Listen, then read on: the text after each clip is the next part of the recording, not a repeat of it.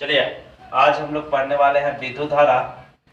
और आप लोग देखिएगा एक एक टॉपिक हम लोग पढ़ेंगे और एनसीईआरटी के पूरे न्यूमेरिकल से बनाएंगे और कुछ सेट भी दिए जाएंगे, ऑब्जेक्टिव का भी सेट दिए जाएंगे जो टेलीग्राम चैनल पर अपलोड होगा। देखिए सबसे पहले हम लोग बात कर रहे हैं विद्युत धारा की, इलेक्ट्रिक करंट, यानी ये चैप्टर 3 है आपका एनसीईआरटी का, क्लास 12 है, डे 1 यानी पहला क्लास स्टार्ट है। देखिए विद्युत धारा क्या होता है? आवेशों के प्रवाह को विद्युत धारा कहते हैं। इसे I से सूचित किया जाता है, अर्थात I equal to Q by T लिख सकते हैं, जहां Q को आवेश एवं T को समय कहते हैं। या इसका एक और परिभाषा आप बोल सकते हैं, आवेश एवं समय के अनुपात को विद्युत धारा कहते हैं। देखिए हमने लिख दिया, आवेश एवं समय के अनुपात को विद्युत धारा कहते हैं। कोई दिक्कत? तो आप इसको देख लीजिए, यानी विद्युत धारा ये चैप्टर है जिसमें हम लोगों ने पहले इसको और इसको, आप लोग क्या कीजिए दोनों को स्क्रीनशॉट ले लीजिए या वीडियो कॉल करके उतार लीजिए। आप कर दीजिए, चलिए उतार लिया। चलिए इसको इरेज करते हैं।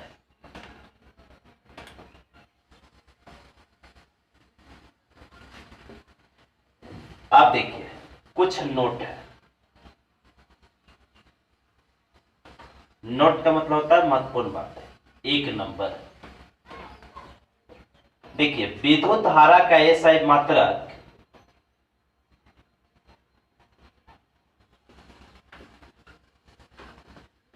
एसआई मात्रक एम्पियर होता है, एम्पियर होता है। याद रखिएगा, इसे बड़ा ए से सूचित किया जाता है। एम्पियर को कैसे सूचित किया जाता है? बड़ा ए से सूचित किया जाता है। 2 नंबर, 1 एम्पियर बराबर होता है 1 कूलम्ब प्रति सेकेंड। 1 एम्पियर बराबर होता है 1 कूलम्ब प्रति सेकेंड। 3 नंबर में बात करें, विद्युत धारा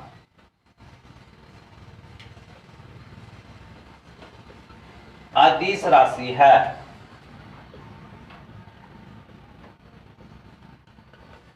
अदिश राशि। कोई पूछता है कि विद्युत धारा कैसी राशि है, तो विद्युत धारा अदिश राशि है।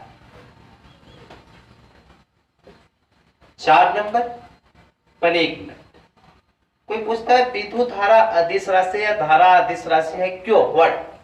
तो विद्युत धारा अदिश राशि है क्योंकि इसे जोड़ने के लिए बीजगणितीय विधि का प्रयोग किया जाता है, इसलिए कैसी राशि है? अदिश राशि। इसमें परिणाम एवं दिशा होता है, फिर भी अदिश है क्योंकि इसे जोड़ने के लिए बीजगणितीय विधि का प्रयोग किया जाता है। बात करें नंबर 4,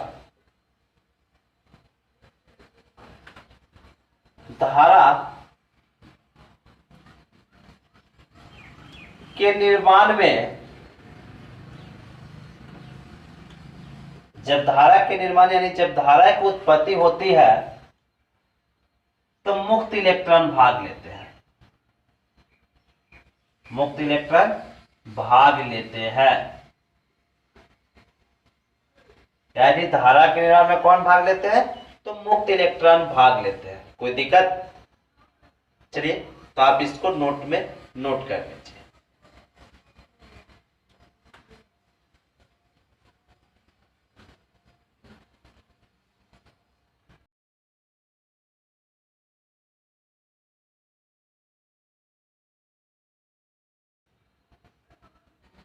देखिए हम लोग बात करें 2 नंबर में, चालकों एवं अचालकों में धारा का प्रवाह। चालकों एवं अचालकों में धारा का प्रवाह कैसे होता है? तो सबसे पहले हम लोग बात करेंगे ए नंबर में, चालकों के लिए। किसके लिए? चालक। देखिए बात कर रहे हैं चालकों एवं अचालकों में धारा का प्रवाह। ए नंबर में हम लोगों ने बात की है चालक। चालक में धारा का प्रवाह कैसे होता है। चालक में धारा का जो प्रवाह, सबसे पहले ए नंबर में हम बात करेंगे ठोस, क्योंकि पदार्थ की 3 अवस्थाएं मुख्य रूप से है, ठोस द्रव गैस। ऐसे तो पदार्थ की 5 अवस्थाएं होती है, ठोस द्रव गैस, बीसीसी और पदार्थ की प्लाज्मा अवस्था। तो जो कि यहाँ करंट के लिए इंपॉर्टेंट है 3 ही है, ठोस द्रव और गैस।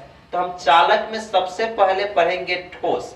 देखिए ठोस में धारा का प्रवाह आसानी से होता है। अब कहिएगा सर क्यों? तो ठोस में उपस्थित अणु या परमाणु, ठोस में जो उपस्थित अणु या परमाणु होते हैं उनके बीच आकर्षण बल काफी अधिक होता है। उनके बीच आकर्षण बल क्या होता है? काफी अधिक होता है, और वह एक दूसरे से अंतर आणविक आकर्षण बलों द्वारा बंधे होते हैं। और जो अंतर आणविक आकर्षण बलों द्वारा कण बंधे होते हैं उनके बीच की दूरी काफी कम होती है, जिसके कारण धारा को एक जगह से दूसरे जगह जाने में कोई प्रॉब्लम नहीं होती, यानी आसानी से फ्लो करता है। जैसे हम बात करें ठोस है, देखिए तो इसमें कहीं आपको कहीं इसमें देखिए तो दिख रहा है कि गैपिंग स्थान नहीं है, फिर भी ये विद्युत का कुचालक है। कहेगा सर ठोस तो है, विद्युत का कुचालक है। तो सब चालक, हम लोग बात कर रहे हैं केवल चालक के लिए, कुचालक के लिए नहीं। तो ये नहीं कह देना है कि सर ये भी तो ठोस है, इसमें धारा प्रवाहित नहीं हुआ, क्यों? तो क्योंकि ये कुचालक है। तो हम बात करेंगे कुचालक यानी अचालक में। 2 नंबर में तो एक बार और सुन लीजिए ठोस वाले में। देखिए ठोस में उपस्थित अणुओं या परमाणुओं के बीच, ठोस में उपस्थित अणुओं या परमाणुओं के बीच अंतर आणविक आकर्षण बल बहुत अधिक होता है, बहुत अधिक होता है। अर्थात इनके अणुओं के बीच थोड़ी सी भी खाली स्थान नहीं होती है, इसलिए इसमें धारा का प्रवाह आसानी से होता है। 2 नंबर में बात करेंगे बी नंबर में द्रव। बी नंबर में किसकी बात करेंगे? द्रव। कहिएगा क्या सर द्रव में भी चालक होता है? हाँ, द्रव भी चालक होता है, द्रव में विद्युत धारा का प्रवाह होता है। द्रव में विद्युत धारा का प्रवाह तभी होगा जब आयन को विभक्त किया जाएगा। यानी कोई पूछेगा कि जल में धारा का प्रवाह कैसे होता है, तो आयनों के विभक्त होने के कारण द्रव में भी धारा का प्रवाह होता है। नोट, यहाँ इंपॉर्टेंट नोट है, याद रखिएगा। शुद्ध जल जो होता है, शुद्ध जल H2O विद्युत का कुचालक होता है। शुद्ध जल जो H2O होता है विद्युत का क्या होता है? कुचालक होता है। फिर हम लोग बात करेंगे सी नंबर गैस की।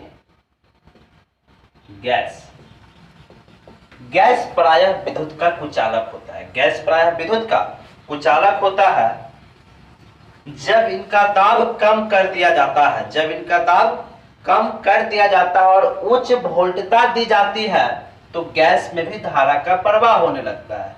यानी गैस प्रायः विद्युत का कुचालक होता है। कोई पूछेगा गैस क्या होता है तो गैस प्रायः विद्युत का कुचालक होता है, लेकिन जब इसके दाब को कम कर दिया जाए और उच्च वोल्टता दी जाए तो गैस में भी धारा का प्रवाह होता है।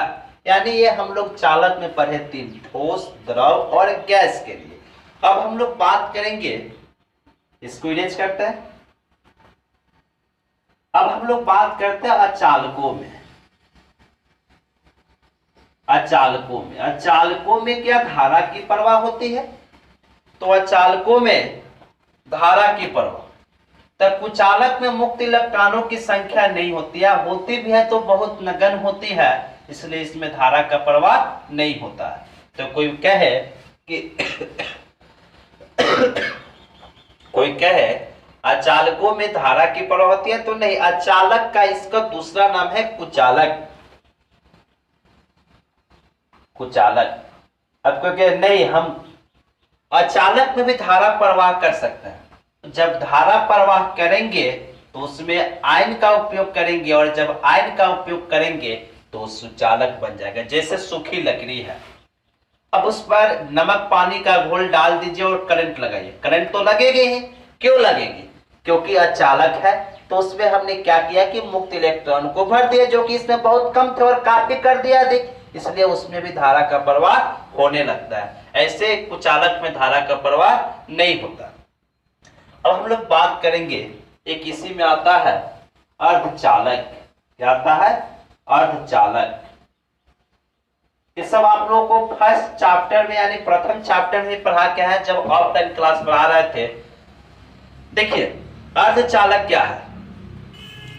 अर्धचालक में तो अर्धचालक क्या होता है, इसमें धारा का प्रवाह तो होता है लेकिन रुक रुक कर होता है, मतलब रुक रुक कर, लगातार नहीं होता है, सतत नहीं होता है। यानी आप बोल सकते हो वैसे पदार्थ जिसमें धारा का प्रवाह रुक रुक कर होता है उसे अर्धचालक कहते हैं। कोई पूछता हुआ अर्धचालक में धारा का प्रवाह कैसे होता है, तो अर्धचालक में छोटे छोटे छिद्र यानी होल्स पाए जाते हैं, जिसको हम बीबर कहते हैं।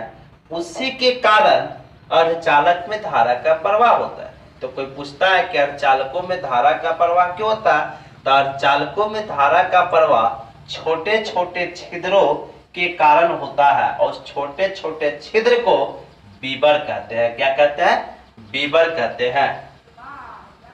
चलिए सब लोग को याद हो गया? नहीं याद हुआ तो थोड़ा सा स्लोली कर आप लोग सुन लीजिएगा। देखिए 3 नंबर में हम लोग बात करेंगे विद्युत धारा के प्रकार, टाइप्स ऑफ करंट या धारा के प्रकार। विद्युत धारा 3 प्रकार के होते हैं। विद्युत धारा कितने प्रकार के होते हैं? 3 प्रकार के। इसको लिखने की आवश्यकता नहीं, यहाँ देखिए 1 2 लिख देता है। एक में होता है नियत विद्युत धारा, विद्युत धारा जिसको हम लोग कहते हैं शॉर्ट में CDS। दूसरा होता है परिवर्ती विद्युत धारा,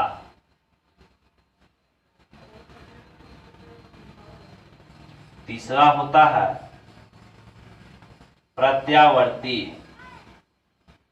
विद्युत धारा, प्रत्यावर्ती विद्युत धारा।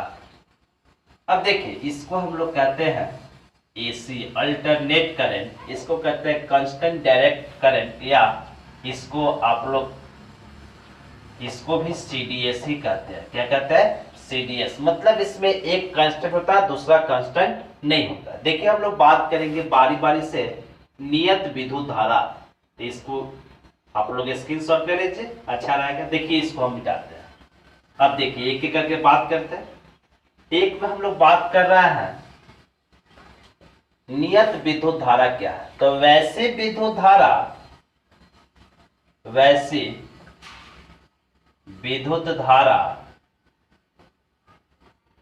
जिसकी परिमाण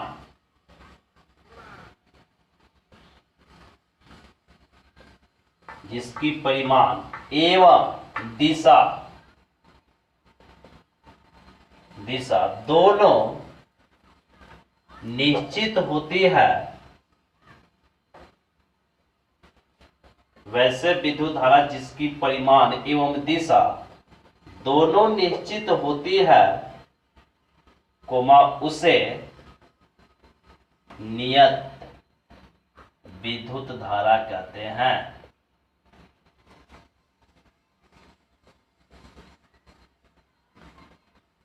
यानी आप बोल सकते हैं नियत विद्युत धारा क्या है, तो वैसी विद्युत धारा जिसकी परिमाण एवं दिशा दोनों निश्चित होती है, उसे क्या कहते हैं? नियत विद्युत धारा कहते हैं। जैसे देखिए इसका ग्राफ खींचेंगे हम, एकदम दोनों नियत होगी। इसे आपका x एक्सिस है, ये y एक्सिस है, यहां मूल बिंदु है। देखिए हम मान लेते हैं ए टी है आपका, ए भी है। जब समय के साथ विभव होगा, देखिए नियत होगी। क्या होगी? नियत। यानी ये इसका ग्राफ है। तो नियत विद्युत धारा CDS वैसे विद्युत धारा जिसकी परिमाण एवं दिशा दोनों निश्चित होती है, उसे नियत विद्युत धारा कहते हैं। चलिए तो आप लोग इसको लिख लीजिए। हाँ सब लोग इसको लिख लीजिए। देखिए इसको लीजिए। अब 2 नंबर में हम लोग अभी देखे थे, 2 नंबर में परिवर्ती विद्युत धारा, परिवर्ती विद्युत धारा क्या है? परिवर्ती विद्युत धारा क्या है? देखिए वैसी विद्युत धारा बोल देते हैं, लिख लीजिएगा। परिवर्ती विद्युत धारा क्या है? वैसी विद्युत धारा जिसकी परिमाण निश्चित नहीं होती लेकिन दिशा निश्चित होती है, तो उससे परिवर्ती विद्युत धारा कहते हैं। मतलब परिमाण बदलेगा लेकिन दिशा नहीं बदलेगा। दिशा क्या होगा? नहीं बदलेगा। तो आप एक बार फिर से सुन लीजिए और लिखिएगा, सब लोग लिख लीजिए।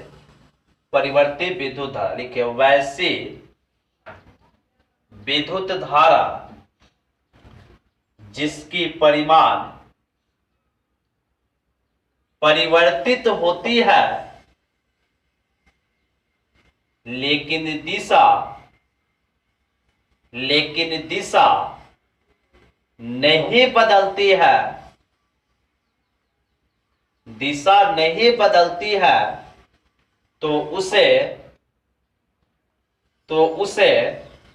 परिवर्ती विद्युत धारा कहते हैं। परिवर्ती विद्युत धारा कहते हैं। देखिए सब लोग यहां इसका ग्राफ, इसका भी ग्राफ सिंपल है, एक्स एक्सिस ये वाई एक्सिस, ये मूल। देखिए V है, T है, V मतलब विभव और T मतलब समय। देखिए ये जाएगा, कभी परिमाण इधर गया तो कभी इधर, लेकिन देखिए ये मूल बिंदु के ऊपर एक ही दिशा में जा रहा है, कभी अपने दिशा को छुआने परिमाण उतराव चढ़ाव हुआ, कोई दिक्कत नहीं। तो आप इसको उतार दीजिए।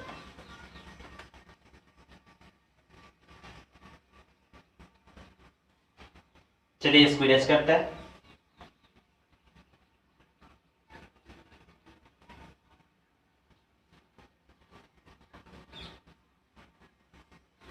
चलिए एक और आ गया 3 नंबर, प्रत्यावर्ती धारा।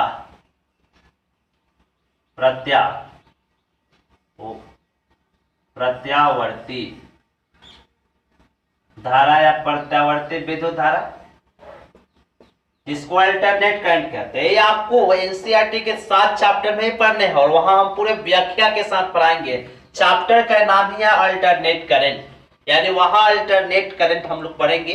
तो वहां यहाँ केवल परिभाषा जान लेंगे, वहां चैप्टर है अल्टरनेट करंट, जो कि बहुत अच्छा चैप्टर है और बहुत इससे न्यूमेरिकल्स भी आते हैं मेंस में। देखिए प्रत्यावर्ती धारा क्या है, हम लोग बात करते हैं प्रत्यावर्ती धारा। देखिए सब लोग यहां प्रत्यावर्ती धारा की बात, वैसी विद्युत धारा जिसके परिमाण एवं दिशा निश्चित नहीं होते उसे प्रत्यावर्ती धारा कहते हैं, यानी अल्टरनेट करंट कहते हैं। इसे एसी भी कहते हैं। चलिए सब लोग को याद हो गया, एक बार और सुनिए उसके बाद लिखवाएंगे।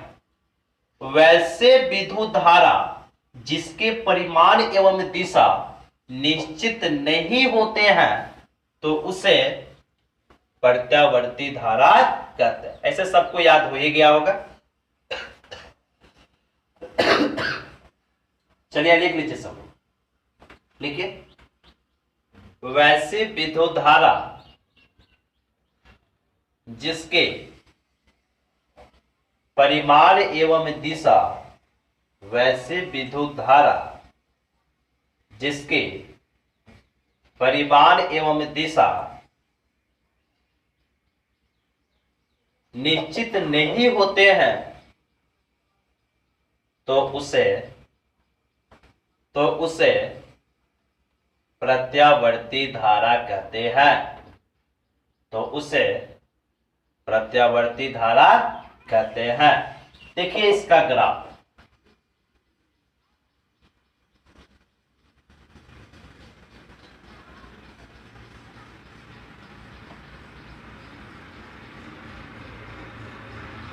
देखिए इसका परिमाण एवं दिशा, कब ऊपर गया तो कब क्या आ जा रहा है, नीचे आ जा रहा है। मतलब परिणाम इसका निश्चित है और न दिशा। इसको यहां से भी ड्रॉ कर दीजिए। चलिए आप इसको उतार लीजिए।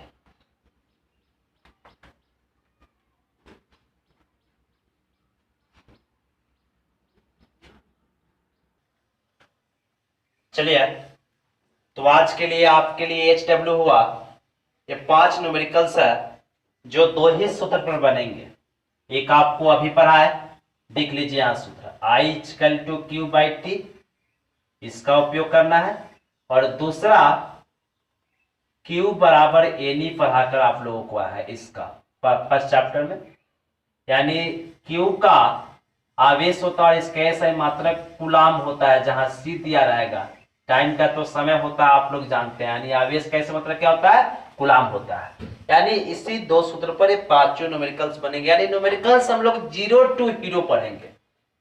चलिए तो आप देख लीजिएगा, आपको वीडियो अच्छी लगी तो सब्सक्राइब कर दीजिएगा, नहीं तो छोड़ दीजिएगा।